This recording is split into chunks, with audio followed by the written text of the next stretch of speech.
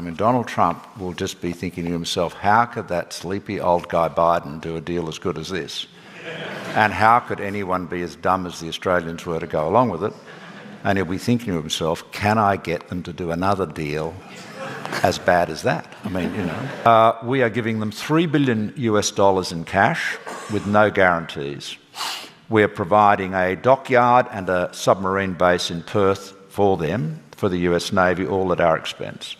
We have now currently about 150 of our best and brightest young naval officers serving on American nuclear submarines. And we may end up with no subs at all. And if and when we don't get any subs, we can't say, as I did to Donald Trump over the refugee deal, we're not going to be able to say, you can't renege on our deal, this is mean and unfair, because they're able to say, listen, you Australians went into this with open eyes.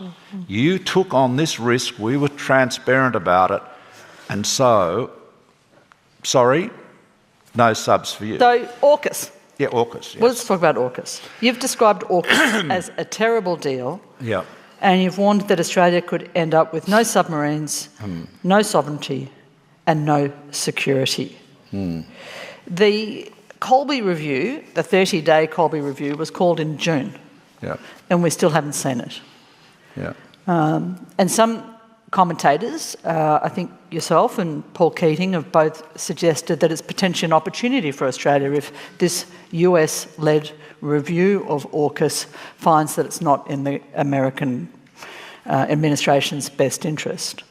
Although $370 billion with no definite requirement to actually provide anything seems like a pretty good deal to me. Well, it is. It's a fantastic deal for the Americans. For them. Yeah. I mean, Donald Trump will just be... People say, does Donald Trump like it? I mean, Donald Trump will just be thinking to himself, how could that sleepy old guy Biden do a deal as good as this? And how could anyone be as dumb as the Australians were to go along with it? And he'll be thinking to himself, can I get them to do another deal as bad as that? I mean, they've got Lee Donald to be saying, they've got lots of money, they've got all the iron ore and stuff, Maybe I can fleece them again. Well, as things are, it would be illegal for Donald Trump to hand over any of those submarines to us because he can't do something that detracts from the US's capacity and they're not making enough submarines to meet their own needs. Well, look, why don't I just recap it? So the AUKUS deal entered into in 2021 by Morrison. They cancelled a partnership with France. In doing so, lied to the French government. This caused an enormous rupture. I mean, the way Australia, and apart from Scott Morrison, I don't think there's anyone that really disagrees with what I'm about to say. The way Australia dealt with it was shameful.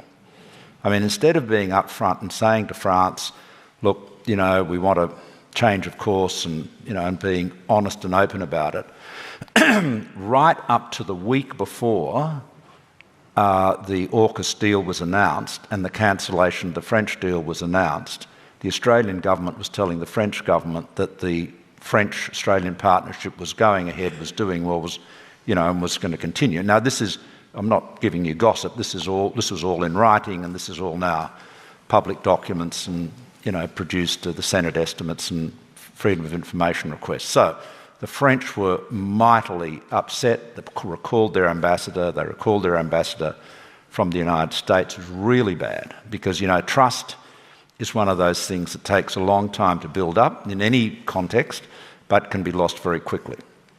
But let's just put that aside. What's the deal? So the deal is that Australia was the idea was Australia to acquire naval nuclear propulsion from ultimately from the UK. The problem is that the UK would not be able to, they haven't even designed their new nuclear submarine yet, right? So the earliest one could appear would be sometime in the early 2040s. And we've got a fleet of old submarines that should have all been retired by now. And so what were we going to do with this capability gap? And so the solution was to say, for the Americans to say, we will sell you 3, maybe 5, up to 5 Virginia-class submarines, which is their, they're about, they're what they call attack submarines. There are two types of nuclear submarines. There are SSNs, which are the attack submarines, that go around and chase other submarines and chase warships and so forth. And there are the SSBNs, the boomers, which are the ones that carry the nuclear ballistic missiles that are the deterrent. And the whole point about them was, and both, the Russians have them, the Americans have them, China has them, and the idea is that if all of your land-based capabilities and airfields and bombers were taken out in a first strike, you'd never be able to know where the nuclear boomer submarines were, so there'd always be at least one or maybe more of them that would be able to respond in a retaliatory strike. So that's nuclear madness, but that's how they came about. So the problem with the Virginias, as Monique just described, is that the United States is not building enough for their own purposes. They are about 20 short of what their Navy says they need. They need to be building 2 a year to replace retirements, and they're currently building at the rate of 1.3 a year. So they have to double their production, more than double their production rate to be able to spare any for Australia. So when this deal was being concluded, and this is by this time Albanese's in office, and he was foolish to go along with it, the American Congress legislated to say that no submarine could be sold to Australia unless the President certified at 270 days before the sale, among other things, that the sale would not detract from the underwater capabilities of the US Navy, or put another way, that they could spare them, which clearly they couldn't today. And it is common ground that there has to be a dramatic or transformational change in their shipbuilding to be able to spare them. Now, you mentioned Colby. Colby is a fellow called Elbridge Colby, or Bridge Colby, who's the number 3 at the Pentagon, who Lucy and I know well. He's a very smart young man, and he was very critical of the AUKUS deal before he joined the administration, and now he's being discreet and doing his job. But he was critical because he said, how on earth can America spare these? These are our most valuable strategic and survivable assets. How can we spare them? And so from the American point of view, we have this long-range deal with the Brits, which they would say, well, that's between you and the British. We'll contribute some technology, but that's your problem.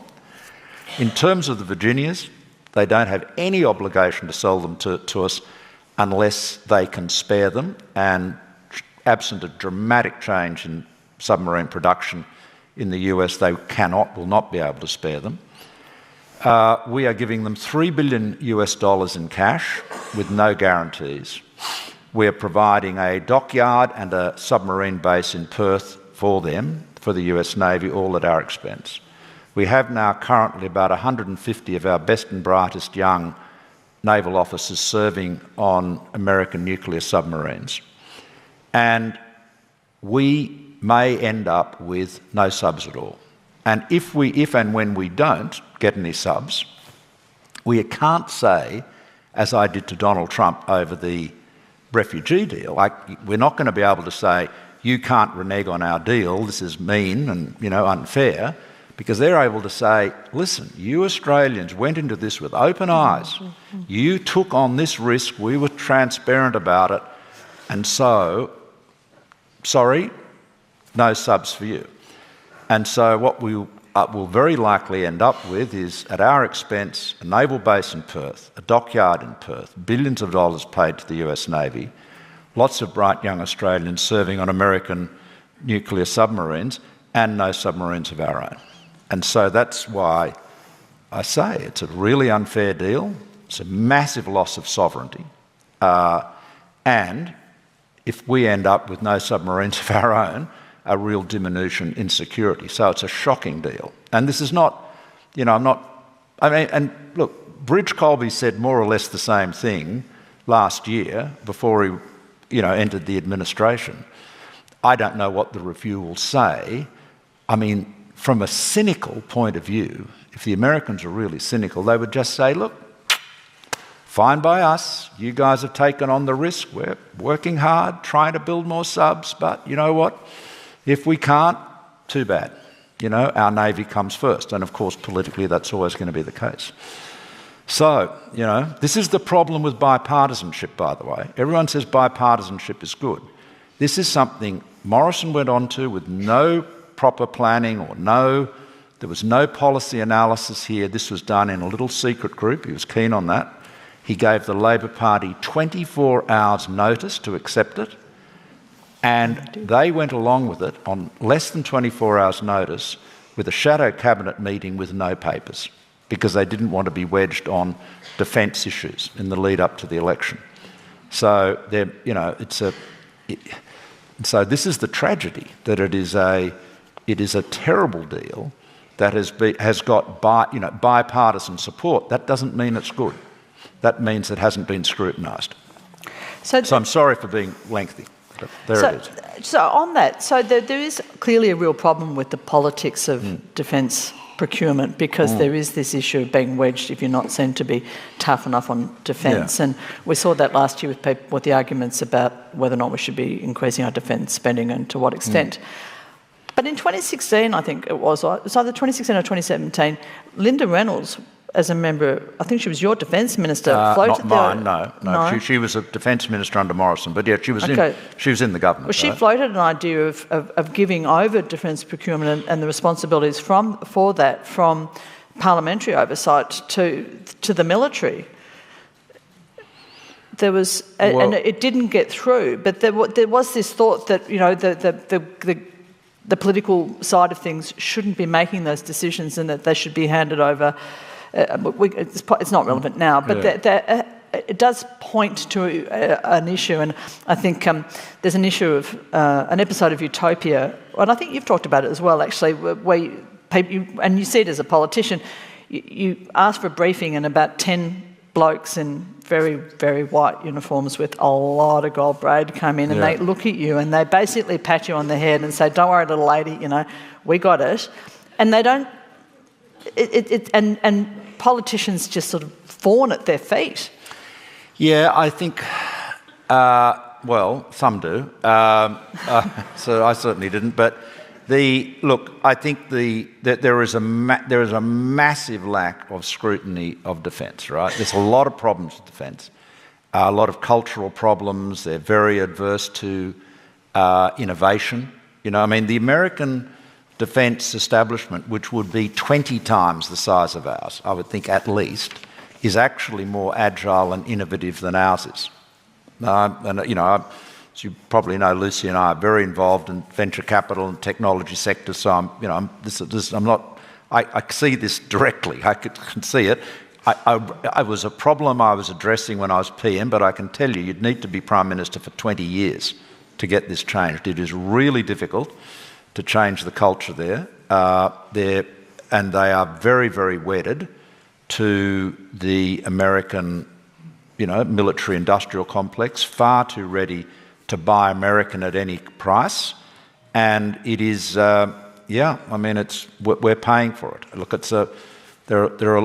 there is I think, Monique, one of the biggest problems is that there is insufficient scrutiny by the Parliament of, say, AUKUS. For example, the United States, everything you can find out about AUKUS, you find out through the US Congress.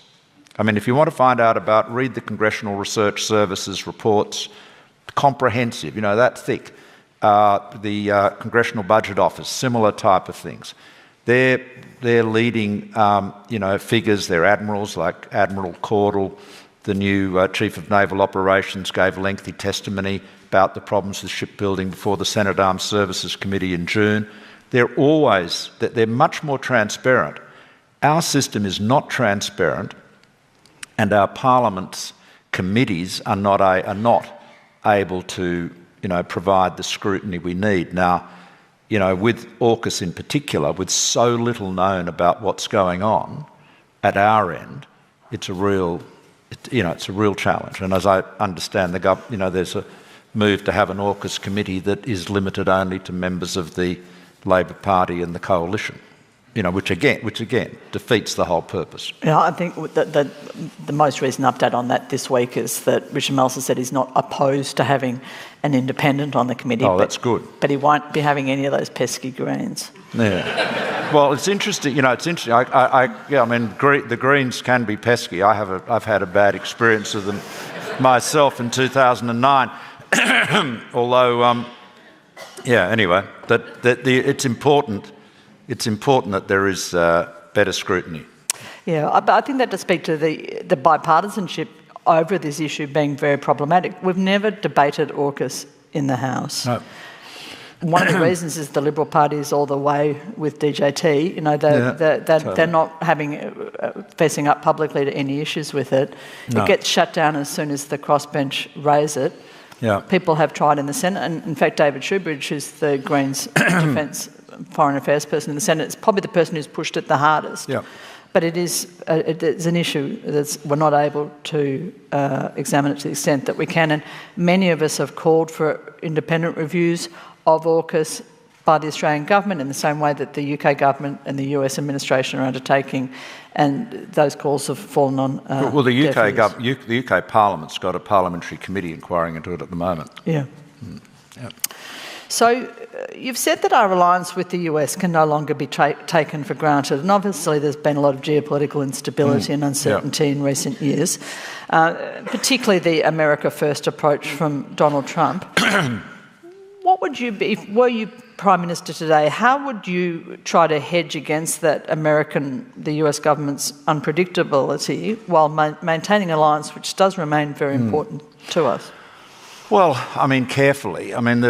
We've got to be clear-eyed about it. The reality is that we are now in a might is right world. If you think about the world, say, since the Second World War, all of the big global institutions, the United Nations, so forth, were all set up with the purpose, sort of the stated purpose, of pushing back against might is right.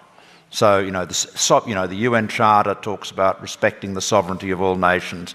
It's all about ensuring that the big cannot do whatever they like. Now, of course, that's an aspiration that hasn't always been achieved, to say the least.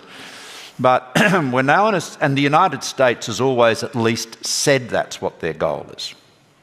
They haven't, you can say they haven't always performed in that way. But Donald Trump does not even pretend to believe in those values. His view of the world is not materially different to that of Vladimir Putin. He has more in common with Putin's view of the world than he does with any of his predecessors. And he does not make any bones about it. I'm not saying he's a hypocrite. I'm saying he is, on this matter at least, upfront and honest and frank about the way he sees the world. He believes that strength and power is what happens. He put on his Truth Social site not long ago, he said, my golden rule is he who has the most gold makes the rules. That's what he believes in. And so he is using every power he has, economic power, military power, to achieve what? Again, he's very honest about this, America first. What does that mean? To advantage the United States at the expense of others. At least the Chinese leadership talk about win-win. They're always saying we've got to have win-win deals. Donald Trump's idea of win is he wins, you lose. And again, he doesn't make any bones about it. So that's a world we've got to come to grips with. I think a lot of us, I had a conference in Canberra in March talking about this. It is something we have really got to come to grips with. Now, how does the government deal with it? Carefully. But we have to recognise that also that this is not a blip, okay? When Trump was first president, and that's when I was dealing with him, of course, he was a bit of a fluke. People felt he was a fluke winning the GOP nomination, and then nobody expected him to win the general election, least of all him. He won. He didn't control the Republican Party. He hadn't done any planning for becoming, for being president. There was no transition plan of any note. And so he had a lot of people working for him who, were good, good, mediocre and indifferent, whatever, but they were not all totally loyal to him. So he had good people like Defence Secretary James Mattis, for example. And they tried to constrain him. And I saw this first, up close. I saw this happening and particularly on economic issues. Now, Trump too is very different. He totally controls the Republican Party. He won the election, in every respect. He has an administration, the members of which were chosen principally on the basis of their loyalty to him, and there was a whole agenda planned beforehand, largely by the Heritage Foundation. This was the big plan that he said he didn't know anything about, but incidentally, maybe he didn't. Whatever. Anyway, it's all being put into place now, and so it's a very different United States. And I'm not saying they are. You're absolutely right, Monique. They are our ally. That alliance will endure. We hope, but we have to deal with it, recognising that we no longer share the same values. You see, we've never shared entirely the same interests as the United States. There have always been issues where, on trade issues, there always are issues where our interest is somewhat different to theirs. But we always felt we shared the same values. We absolutely do not share the same values today with the US. You could say we believe in democracy and the rule of law. Well, Donald Trump's view of democracy is not the same as ours. His view of the rule of law is absolutely not the same as ours. You've only got to look at what's happening there. Look at the way the administration is leaning into and seeking to influence the politics in other countries, supporting right-wing populists, if you like, Trump MAGA wannabes in European countries. I mean, how would you feel if you're a German and you've got the Alternative for Deutschland, the AfD, with all of its antecedents from the Nazis, and you've got the Vice President of the United States actually boosting them, and we've got Elon Musk coming over and speaking at their rallies? I mean, this is a very, very different environment. And so clearly maintaining our sovereignty, our autonomy, is more important than ever, which gets back to the issue I made with AUKUS. And I don't want to go on about it all night because you'll all flee with your ears bleeding with pain if I talk about AUKUS too much. But this is a time when we need to be more independent, more sovereign and more autonomous because of the times in which we're living. And yet, regrettably, in large part because of that deal, we've actually become more dependent. In other words, we have become more dependent on the United States at a time when the United States has become less dependable. And that is not a criticism of the United States. They make it very clear that they're less dependable. I mean, they're saying, you can't rely on us anymore. That's the message to their allies. So, wild times. You should be the foreign minister, you see. Please God, no. Well, what about, we've talked about the States a bit. We could get on to China. You have also warned about China and specifically about a coercive China and spoken about the importance of us trying to maintain a rules-based order. How do middle powers do that? Middle powers like Australia in this region do that without escalating tensions? Well, the bully will always say, "Don't escalate tensions, just do as you're told." Right? So that's really bad. You don't want to do that. I mean, yes, China has exercised economic coercion against Australia, but now we see the United States doing the same thing. Look all around the world. The coercion towards Australia has been very modest, but internationally, again, we're all very familiar with the news, so you can see all the examples. This is what I mean. We're now in a situation where we've got these superpowers that are behaving in very similar ways. And How do we deal with that? Well, you have to stand up to it. The one thing I've learnt in all my life, and I learnt it in politics and geopolitics, is if you give in to bullies, you just end up with more bullying. So you cannot take a backward step. What you have to do is work with others. Middle powers should work together, Monique. We should reckon, and that's happening. And we should. So those of us nations that believe in free trade, believe in the rule of law, should work together. And you can see that happening now. So we are very likely to get a free trade deal with the European Union.